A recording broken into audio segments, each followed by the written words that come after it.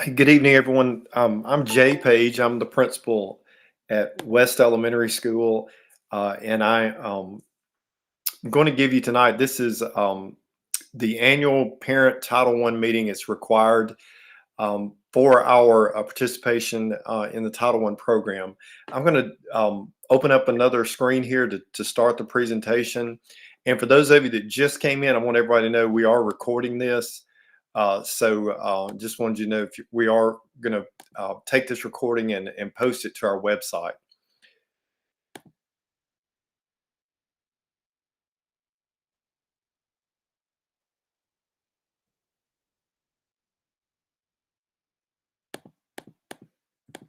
All right, and there's the first screen.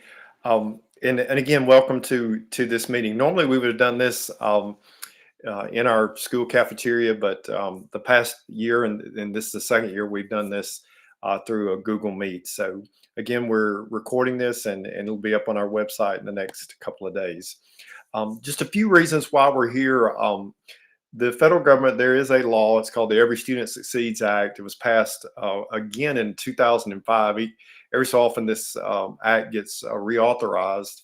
And part of that is the Title I program that we participate in at West Elementary Schools. So tonight, we're going to talk just a little bit about our school's participation in the Title I program, explain the requirements of Title I, and your rights as a parent to be involved.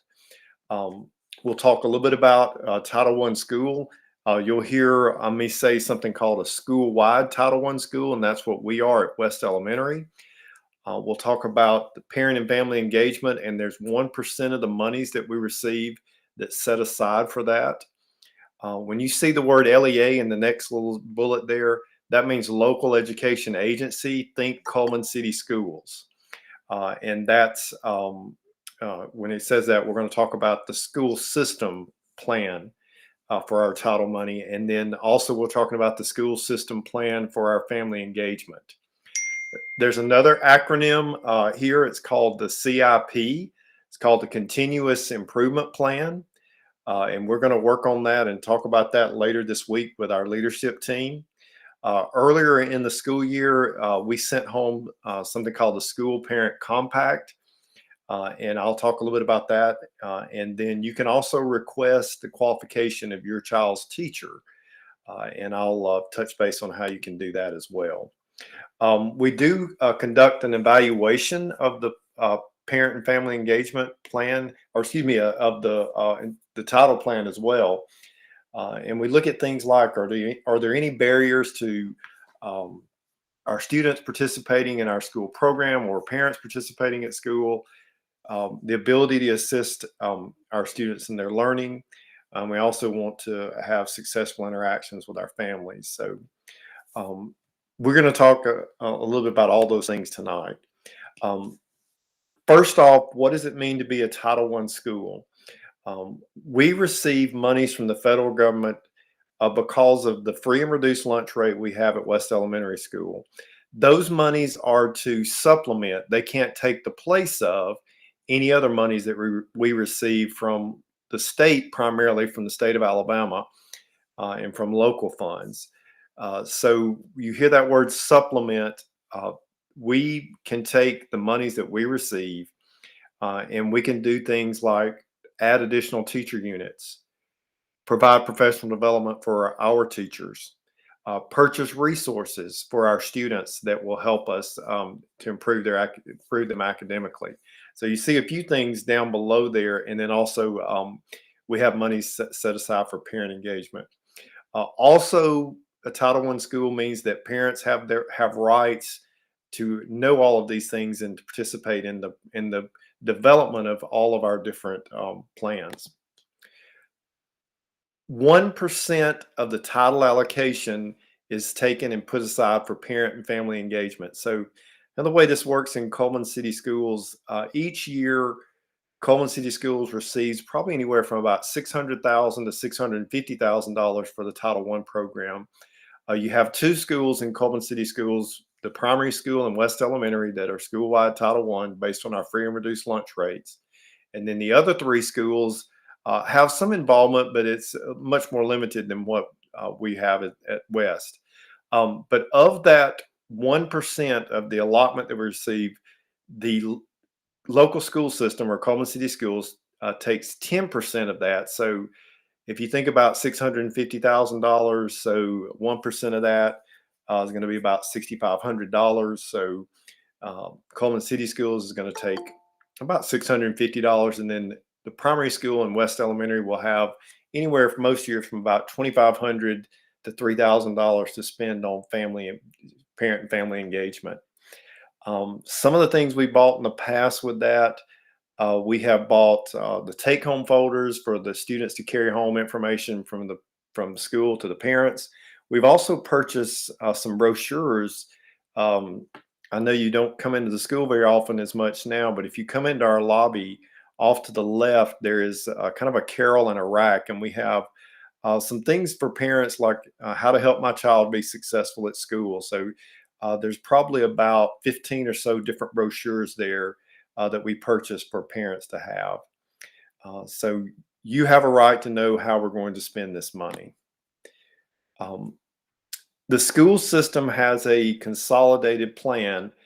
So how would they use the Title I funds? And I said just a minute ago, some of the other schools, the middle school and the high school and East Elementary, while they're not school-wide Title I, they're going to have students and some programs that may be funded or helped with that. So if there's a homeless student at Cullman Middle School, that student can be helped through our school system and through the federal funds that we have. But primarily, most of those funds go to West Elementary and the primary school. So if you look on there, those are some of the things that the school system will address. And basically, to participate in the federal program, we also have to show that we are doing things like having scientifically based curriculum and participating in our state testing. Those are going to also be some requirements as well. There is a school system parent and family engagement plan. So it will outline kind of what the school system expects for parents and families, how we're going to involve you in the decision making, look to build more capacity for parents to be involved in their students' education. The next thing that we want to mention is our continuous improvement plan. Tomorrow, I'm going to meet with a group of teachers and two parents, and we're going to work on and look at the ACAP data. Last spring, we took the newest version of state testing in Alabama called the Alabama Comprehensive Assessment Program, and it tested our second through sixth grade students. Every grade was tested in reading and math, and then our fourth and sixth grade were also tested in science. We're going to take a look at those results, and then we're going to make some decisions about what we want to do to try to help our students become more successful and improve. We also do needs assessments. So in the spring of the year, you'll probably see a survey come out. We use some of that data to put into our plan. So ultimately, at the end, we take all these points of data, the results from our state testing, any surveys that we have, and we write goals and strategies to address the academic needs of our students. When I say we are a school-wide Title I, that means we can use our title monies on all students at West Elementary. So some of the things you'll see us spend our title monies on at West Elementary, we generally have 2 additional teachers, sometimes 2 and a half are funded out of our title budget. Also, we fund 2 of our instructional assistants out of the title budget. And then we take the remainder of that money and we will budget for professional development for our teachers. We will budget it for purchases of materials. So in the past, we bought things like Time for Kids, National Geographic for Kids, just some of the things that go beyond maybe what the state can provide for us and provide additional resources for our students. We've bought different subscriptions to different online programs as well. So I just wanted to kind of make you aware of that. We can also write goals for our professional development. And then we try to come up with a budget amount that we're going to spend in each area. I'm going to go back to that CIP. It says Title I parents have a right to be involved in this. And tomorrow, when we come in and work on this, we're going to have two parents that are part of our leadership team. So we're required to do that. Each year, also, we do a parent and family engagement plan. And this has been a little bit different since we've been, you know, in 2 years where we've had very little people come on our campus. So a lot of the parent involvement obviously would involve parents being on campus. So our open house was one of those events. Our Veterans Day program, our family picnics were those kind of events. Um, Even when we had things like our gifted program, when they would do different demonstrations, we'd bring people on campus. The parent teacher conferences, but we have all those things listed in there. It's just that, we're waiting for a little bit more ability to get parents back involved. So those kind of things, and if you have ideas about what you'd like to see us do as far as getting parents involved, definitely would want to hear those ideas. Uh, so um, just want to mention we do have and have put together a parent and family engagement plan. Probably touch with it a little bit with our leadership team, and then I can send that out to you, a little bit later, or, after we've kind of finalized our plan. Earlier this year, you should have received what's called our school parent compact. The compact is an agreement basically between the school, the parent, and the student. We involve the student in it to share responsibility for all of us improving our academic achievement. So we have some things in that compact that we've come up with, but you as parents can always suggest things to put in there. Um, the school part of it includes 6 things that we have to have in there, and they're listed there.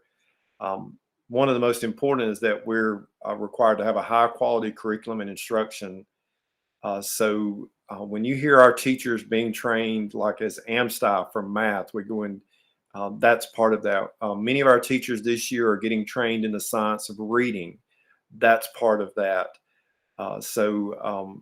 Our curriculum, generally we purchase textbooks, and we go through a process of adopting textbooks and then selecting the textbooks. So that's part of how we build a curriculum. But ultimately, that's kind of one of the key things the school does is provide a research-based quality curriculum to our students. We will hold parent-teacher conferences in the next week on October the 11th. We kind of around that date. We also provide parents with your child's progress. This year, we're doing that online through Schoology. We're not sending the progress reports home, but we are. You do have access, and if you are struggling with that, please contact me, and we'll help with that. And then, what we want to do with the compact, for instance, if we have a student that's not holding up their end of the bargain, not coming in and being prepared and not doing their work, we will take that compact out and share that back with the student and say, hey, this is part of what we're doing. This is what your parents are doing. And this is what your responsibility is as a student. So we would use that possibly in a parent-teacher conference. If you're interested and want to know the status of the qualifications of your child's teacher, you can do that. The instructions here down at the bottom of this slide have changed a little bit. The Alabama State Department of Education has changed its website. In the past, we used to send letters home to request that. This year, I sent a website out to you. And on that website, you can type in the name of the teacher, and then you can click on that teacher's name. So if you go in there and go on that website tonight and type in Andrew Page, it should come up, and you should see my credentials there, what I'm certified in, how long I'm certified, any other additional certifications. I think the last time I looked at it, I had a bus driver's license that showed up there, and then also shows down at the bottom that you have you've cleared a background check. So it's probably the fastest way for you to do that is to go to the website. And if you want to know that, you can contact me, and I can send you that website, how to do that. At the end of the year, we are conduct an evaluation of our overall kind of title program. So we want to try to reach beyond certain kind of barriers that would keep people from participating and being a part of their child's education. So that's primarily what we want to do. Do we have some barriers, and can we break through those barriers? So it probably, for the most part, we take those parent surveys, but also we can take any kind of parent input at that part too. So we usually take that and go over the surveys to get ready for the next year's plan. Um, I've put two of our parents that are part of our leadership team. So, sometimes parents do feel uncomfortable maybe bringing a question to a administrator, maybe a teacher. But Jessica Sparney, she's also our PTA president. She's on the leadership team. She has had children at West for the last 4 or 5 years. And then Miss Higginbotham, Sarah Higginbotham, is also on our leadership team. This is her first year to do that. And she's had a child there at West. This is the third year. So tomorrow they're going to participate in our leadership team meeting. So that's kind of a run through of our title program. I'm going to come out of this presentation mode here. And I still see several people in here. That's all that I had. I don't know if y'all can unmute, and if you had any questions.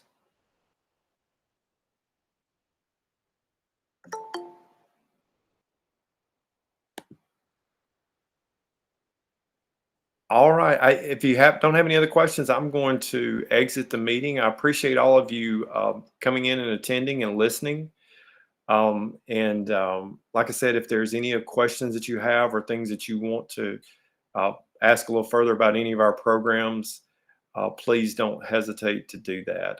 If you go to our school website, you can find my email address and phone number. And generally within 24 hours, I try to respond. So hope everyone has a good evening, and thank you all for coming in and participating in this meeting.